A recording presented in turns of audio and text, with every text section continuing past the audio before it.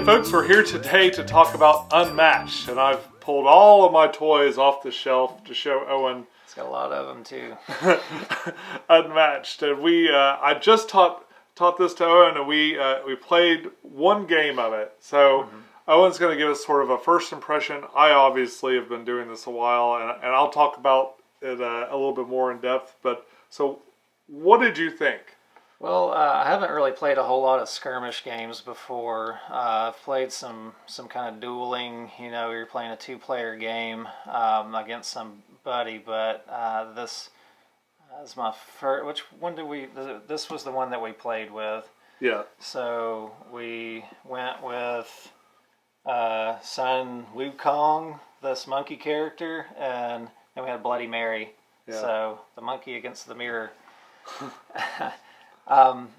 Yeah, I can definitely see how the game is going to be pretty enjoyable with the asymmetric nature of the different characters. So each person's got their own deck that's really flavored around whatever their themed character is supposed to be. So this Sun Wukong, he's got clones of himself that he's placing all over the board. Which, again, I got to play as him, but I could definitely see how annoying those little clones are. So they're weak, but they're going to be able to attack at a distance. So he's always kind of surrounding the other person. And then Bloody Mary is just a tricky kind of whatever fun house. What do you call it? Mirror? What do you call this? Fun house of mirrors or whatever they call that thing. So she's sneaky. She does a lot of like tricky kind of deceptive things. And if you're not able to play to that tricky nature with her, you can't play her just like anybody else. She's got to play as Bloody Mary, and she's got to do her Bloody Mary thing. And if you're not able to get the Bloody Mary thing to happen, then she's not gonna whatever survive. Well, the way this game works is it's a card drafting duel. You do have miniatures represented, but it's not like it's not really a miniatures game. These could be pawns or really anything else. The miniatures that they give you, like this is probably the biggest one of the whole series, is the T-Rex here, and they all have a nice wash on them. I haven't painted any of these, and I'm not sure if I will or not, but. They have a nice wash on them, so it makes them a little bit easier to see the details and stuff. I have seen a number of folks paint these and things, but for some reason I've never felt inclined. I don't know if I like keeping it, since they bothered to put the wash on. I don't know if I just decided to just keep it like that or not. But during the course of the game, you're going to draft cards. There's a really simple core rule set with defense and offense, and these kind of lightning special effects that you can do. On your turn, you're going to do two things. You can move, you can attack, you can do that special, some special action. It's asymmetric. Every one of these characters has their own little flavor and their own set of cards. And some of them the traits you'll see were kind of repeated through a couple of different things, but it's, for the most part, all of these characters felt really, really unique. They have their own little special spin on those basic rules. And what I like about this game a lot is you can pick up this one or that one and kind of get a feel for it after just flipping through the cards a couple of times. And even, just draw up a hand and start looking at it, you get a good sense of what you can do with them. Yeah, definitely. And as somebody who, like, I had no experience with this other than that I've seen people start to collect the boxes, and I've heard about it, and but this was the first time that I actually even attempted to look at the rules, and it was very easy to understand. And fighting's simple. It's just attack, and then if you're being attacked, throw a defense down. Or vice versa. So if someone declares an attack, you both put cards, kind of get cards ready, and if you have a defense, you can play a card. I can't remember if you can play off a card or not, but usually if we don't have a defense card, we don't play one, so it'll let you know. Right, and then the special actions, like the little, they have a little lightning bolt to just denote that they're different than the other cards, and very easy to pick up. They call those schemes, I think. Yeah. Your schemes. Scheming on the other person. Yeah, there's a lot of scheming going on. I would certainly be interested to look at a lot of the other different characters and just get kind of a feel for them. I can see why people want to collect all the sets because it's fun. And each time you do that, you're going to have a completely different flavored character that's otherwise based around a simple rule set that is easy to pick up and easy to teach. And even without knowing what is in the deck, you can actually see on the bottom right corner of each card, it tells you how many of those cards are in the deck. So you can kind of get an idea for how frequently you're going to see a card. If there's something you're like, I don't know if I want to play that, but then you say, oh, there's 3 of them in the deck, so I might as well go ahead and throw it down now. I'll probably get another one later, so you can kind of game it a little bit in that way without even knowing the characters ahead of time. So this game is made by Restoration Games, but it is a Restoration Games. What they do, if you don't know already, is they take older games and they kind of reinvent them, they reimagine them into a newer, better version. And this game is a reimagining of this one, which is called Star Wars Duels. Star Wars Duels came out around, I guess, around the time of Episode 1. I got this at an outlet store called Big Lots for, I think, $11. It's a very, very inexpensive game at the time. Now it's sort of a collector's item. It really wasn't much to look at. It came with a couple of maps that are double-sided. These are all different scenes from Star Wars. And it came with all these sets. So each of these sets of cards is a different character you can play, and they had everyone from Boba Fett to all the heroes, Luke and Han and Chewie. And it plays a little bit differently. It's not exactly the same game, but they are decks of cards and very limited actions and stuff like that. It's like I said, it's not exactly like this, but as you can definitely see where the framework for this game came from. Now, would you ever choose that game over Unmatched based on those rules that are different? We've played it. We've played it a few times. Holly and I have. Now that it's one of those I probably would have gotten rid of if I'd gotten around to it, but I kind of never did. And then I got into these, and I was like, oh my gosh, what? This is a remake of that old game. And then I went to go check what it would cost to buy another one, and I would never pay what the collectors are paying for those things. Yeah, so it gets a little outrageous. So yeah, and talking about prices, then what do I see some of these boxes have got don't quite have the IP component that you're having to contend with, like Jurassic Park and the Marvel ones. Yeah, the IPs for these, it's kind of a recent thing. The older ones, well, the first set here, the first set they came out with has King Arthur, Medusa, Sinbad, and Alice in Wonderland. Yeah, so you don't have to pay IP for that. Right. So these are all what do they call that when that happens? These are all things that have been out for over 100 years, so their IP is free to use. Later on, after they started kind of proving themselves and making some money, they moved on to Jurassic Park. I think with the Raptors expansion over there, and then this year they had another Jurassic Park with the T-Rex, but also all these Marvel ones. They had 3 different Marvel boxes that came out. One is Deadpool. This is probably the most unique. This is the most unique one of all these. Like every single card in the Deadpool deck is different, and they all look like they were homemade by him. And they even have things like, if this card is sleeved, it's worth 3 points less, and pull this card out and write your opponent's name on it. If it already says that, then it's worth 5 points. So it's got a bunch of like goofy things that really kind of break the rules and go outside of the rules.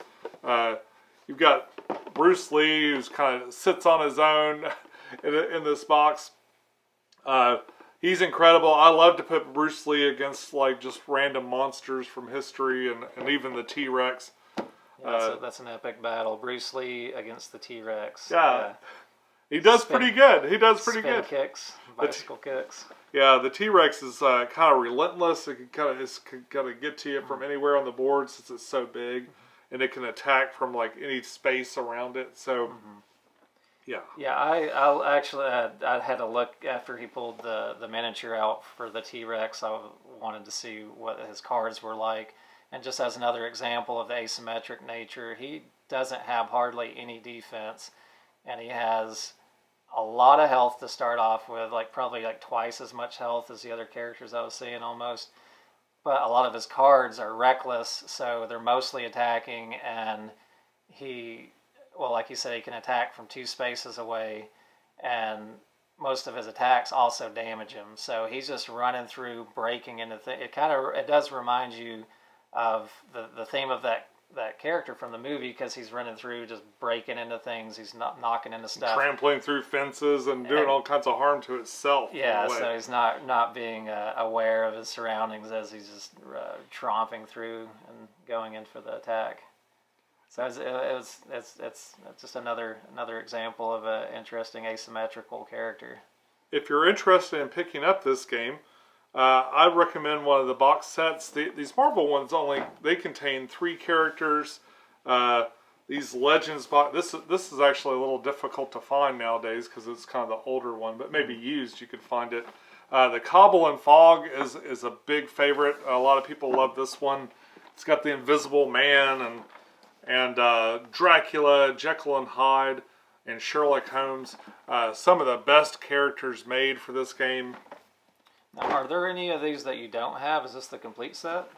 No, I don't have a brand new one that's just come out. Is the Genie and Houdini. Oh, okay. So this is a 2-character box with the Genie and Houdini. The other one I don't have is Buffy the Vampire Slayer. That's mainly because I don't like Buffy the Vampire Slayer. Yeah, I never really got into watching Buffy either, but I could imagine though, as the collecting nature of this hobby in general goes, once you start getting them all, at some point you're going to be like, okay, give me the Buffy. Yeah, Buffy. Maybe. So what I was starting to ask before, so these older ones, they come with 4 people in them. And then some of the IPs are a little lower, where you've got with the Marvel characters. This come with 3? Yeah. Is that what those have? And yeah. then these the 2 Jurassic Park sets just have 2. But how do they compare in price, though, when you're looking at the ones that have 4 in them? The Cobble and Fog's got 4. So does. I think you're looking at a price point of about $30 or so for these 4-up ones, maybe between $30 and $40. Mm-hmm. And then I'm thinking that these are about, maybe it's $40, $50, and then around $30 for these smaller ones. Okay. Well, maybe it's like $25, $30. So they do vary a bit, yeah. Obviously, I pay a lot of attention to the cost of things, but yeah, there's. In fact, here are all the prices. Oh, there they are. Oh, okay. See how they just kind of magically appear in front of us? That's now we know. Yeah, so that's about the average retail price you pay. Okay, so where do you start? I mean, there's like an awful lot of this Unmatched to go around. If you just want to try it out, what I recommend is maybe picking up one of these smaller box sets. This will contain a map and 2 characters to play with. You can play right out of the box.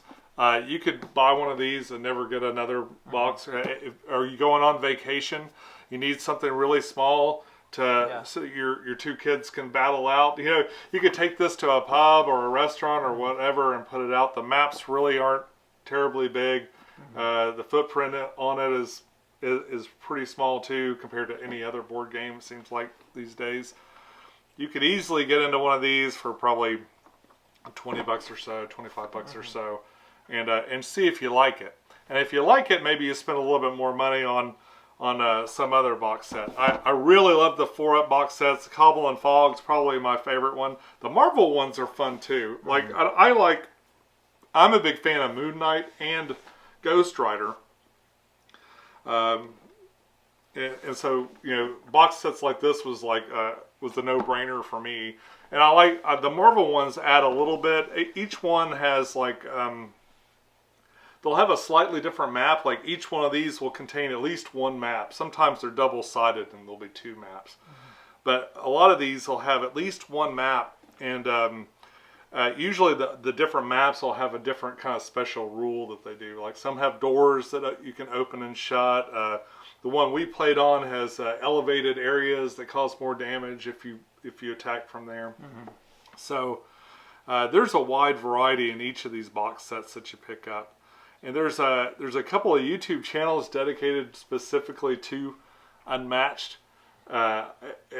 If you can imagine something more niche than a game channel, that's a game channel that only talks about Unmatched, and they do whole tournaments. That's niche, yeah. Yeah, they do whole online tournaments and stuff, and they rank them.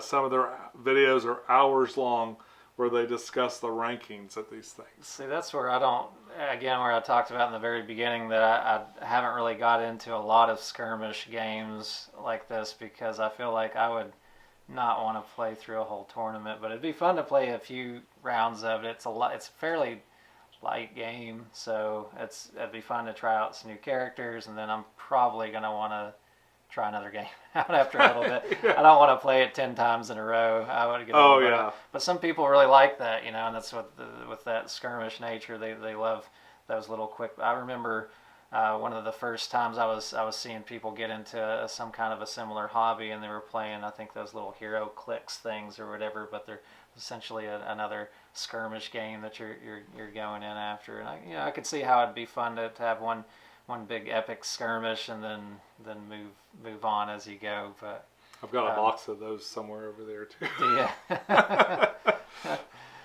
It looks like a great game to not have to collect everything. If you have a friend who, so I would not even hardly want to buy one of these. I just go play with Sean. Sean's got them all. Yeah. But if he was only buying one box and then I was buying another box, it'd be a great way to kind of mix, and be able to get the full set without having to necessarily have the full set. I would definitely not feel like if I wanted to collect this, I wouldn't want to do it if I've got somebody that I can play with that already has the whole set to begin with. So yeah, that makes sense. Yeah. It just seemed kind of redundant at that point, I think, to have it all, because it's like, hey, I'll bring mine over, and it's like, well, I've got the whole set over here, so I might as well just play with you. It's funny. This is a great. A lot of the games I play are me and Holly. My wife and I are going back and forth and battling, and these have been awesome for that. You can play this up to 4-player. Never done it. Well, yeah. Yeah, I could say that could be a little wild. I mean, what a mess that would be. Like, there'd be no running away or hiding or anything. There'd be just a bloodbath. Yeah. But I've never tried that. I've never actually played at that player count. Well, that would be really neat to throw the two Jurassic Parks together, because then you could really have a Jurassic Park themed game if you want to do that. And Gen Raptors, Dr. Sattler, and T-Rex all against each other.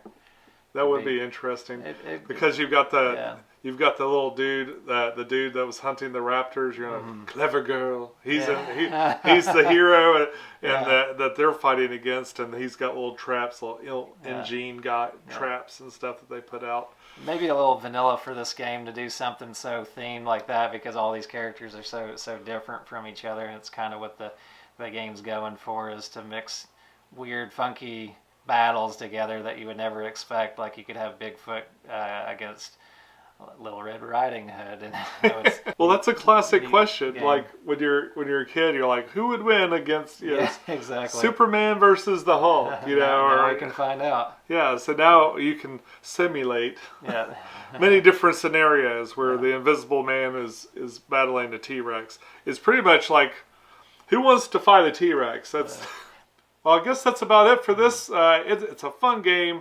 I want to make sure that Owen knew about it. I want to make sure that you knew about it. And now you do. Now we know. That's all we got this week. We'll be back soon with more videos. Enjoy your games, and we'll see you soon. Bye. Bye.